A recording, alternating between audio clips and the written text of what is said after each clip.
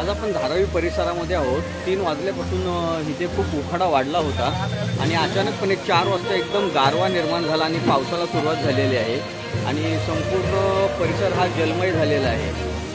संपूर्ण वाहतूक जी आहे ती थोडीशी विस्कळीत झालेली आहे। थोडीशी जलद गती होती, त्या गतीमध्ये त्याचा थोडासा बदलाव झालेला आहे। पण एक आहे की मुंबईकर धारावीकर सुकावलेले आहेत। जो उखाडा जाणवत होता, जी उष्णता वाढलेली होती, त्यामध्ये कुठेतरी गारवा आलेला आहे आणि हा मातीचा जो सुगंध असतो त्याचा सगळेजण आस्वाद घेत आहे। बच्चे कंपनी पाण्यामध्ये खेळत आहेत।